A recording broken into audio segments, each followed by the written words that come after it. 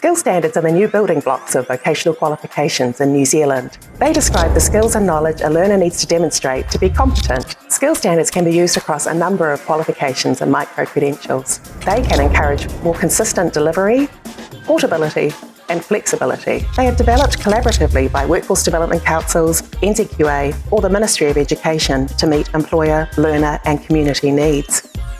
Where skill standards have been developed to align with a qualification, it is expected that they will be used.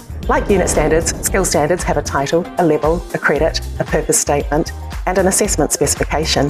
However, skill standards differ in several ways. They include learning outcomes that link to qualification outcomes, high-level indicative content to inform program design and assessment, and are more holistic with potentially higher credit values. This allows skill standards to be less prescriptive, with fewer assessment conditions and greater flexibility for delivery.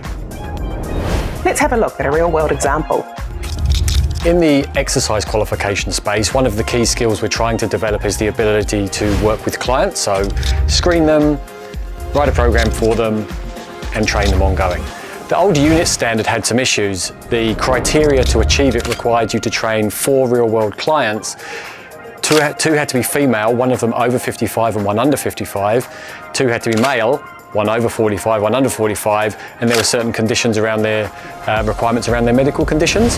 A lot of learners found this really hard to achieve because a lot of these kind of young students or learners didn't have access to an over 55-year-old female and they couldn't get the mix right, so it became a real barrier to achievement of that unit standard.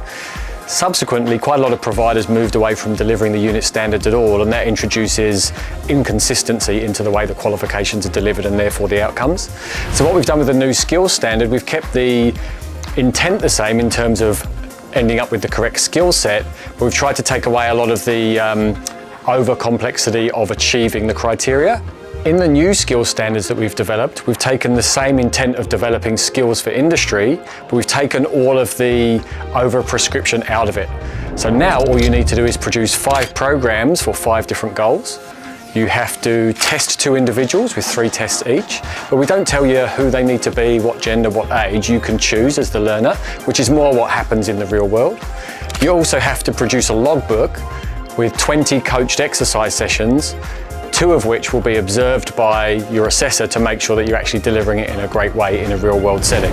So it's much easier to achieve in terms of who you are programming for and training, but it's checking for industry that you've actually got the skills you need to be successful once you're out there in the workforce, and that's what skills standards are all about. For more information and to see more skill standard examples, visit the NZQA website.